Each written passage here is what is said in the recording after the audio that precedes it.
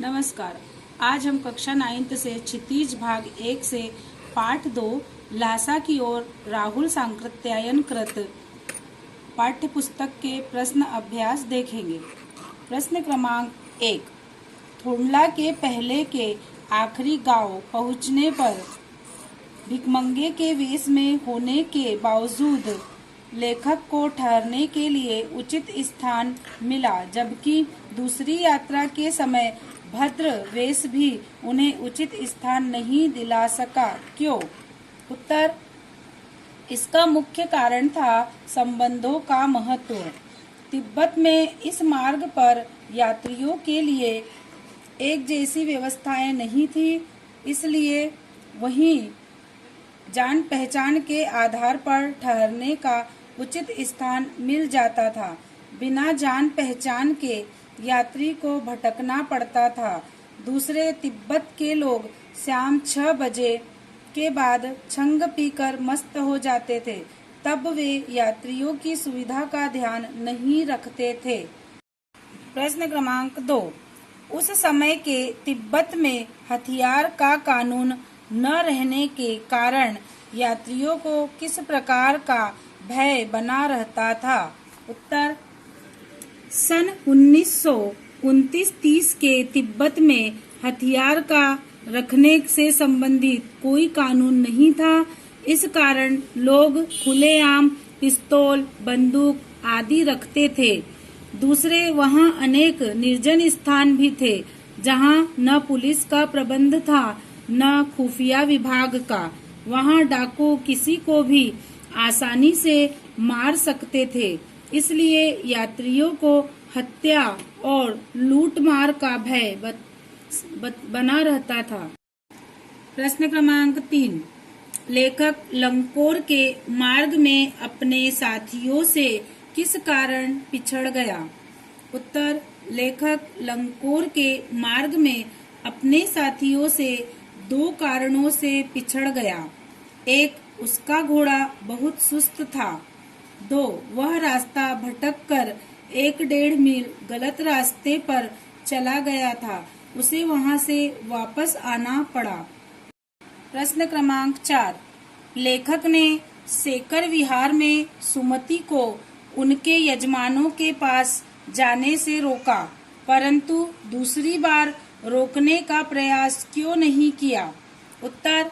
लेखक ने सेकर विहार में सुमति को उनके यजमानों के पास जाने से इसलिए रोका ताकि वह वहां जाकर अधिक समय न लगाए। इससे लेखक को 1 सप्ताह तक उनकी प्रतीक्षा करनी पड़ती। दूसरी बार लेखक को वहां के मंदिर में रखी अनेक मूल्यवान हस्तलिखित पुस्तकें मिल गई थी। वह एकांत में उनका अध्ययन करना चाहता था, इसलिए उसने सुमति को यजमानों के पास जाने की अनुमति दे दी। प्रश्न क्रमांक 5। अपनी यात्रा के दौरान लेखक को किन कठिनाइयों का सामना करना पड़ा? उत्तर।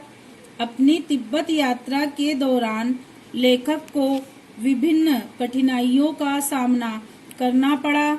एक बार वह भूलवश रास्ता भटक गया। दूसरी बार उसे बहुत तेज धूप के कारण परेशान होना पड़ा। प्रश्न क्रमांक 6। प्रस्तुत यात्रा वृत्तांत के आधार पर बताइए कि उस समय का तिब्बती समाज कैसा था? उत्तर। तिब्बत का टिंगरी प्रदेश विभिन्न जागीरों में विभक्त था। अधिकतर जागीरें विभिन्न मठों के अधीन थी। जागीरों के मालिक खेती का प्रबंध स्वयं करवाते थे। खेती करने के लिए उन्हें बेगार मजदूर मिल जाते थे। सारे प्रबंध की देखभाल कोई भिक्षु करता था। वह भिक्षु जागीर के लोगों में राजा के समान सम्मान पाता था। तिब्बत के समाज में छुआछूत जाति। प्रश्न क्रमांक 7। मैं अब पुस्तकों के भीतर था। नीचे दिए गए विकल्पों में से कौन सा वाक्य का अर्थ बतलाता है? उत्तर क। लेखक पुस्तकें पढ़ने में रम गया। प्रश्न क्रमांक 8। सुमति के यजमान और अन्य परिचित लोग लगभग हर गांव में मिले। इस आधार पर आप सुमति के व्यक्तित्व की किन विशेषताओं का चित्रण कर सकते हैं? उत्तर, सुमति के परिचय और सम्मान का दायरा बहुत बड़ा है। तिब्बत के टिंगरी प्रदेश में लगभग हर गांव में उसके परिचित है। वह उनके यहाँ धर्मगुरु के रूप में सम्मानित होता है। लोग उसे आदर पूर्वक घर में स्थान देते हैं। वह सबको बोध गया का गंडा प्रदान करता है। लोग गंडे को पाकर धन्य अनुभव करते हैं। सुमति स्वभाव से सरल, मिलनसार,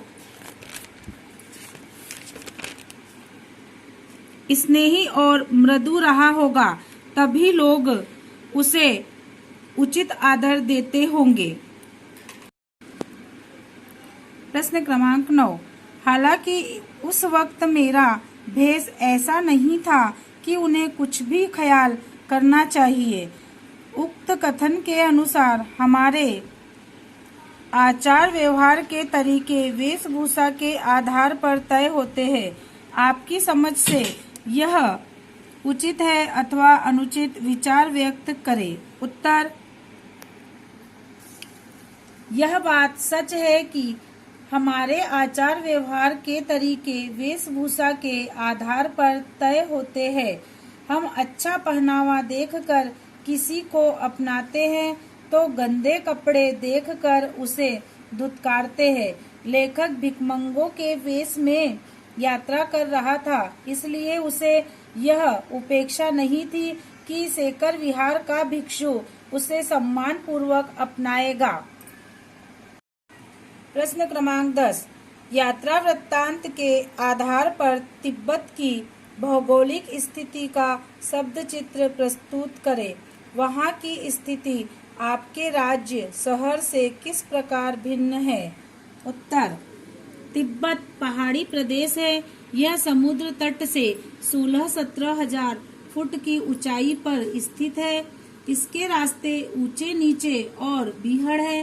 पहाड़ों के अंतिम सिरों और नदियों के मोड़ पर खतरनाक सूने प्रदेश बसे हुए हैं।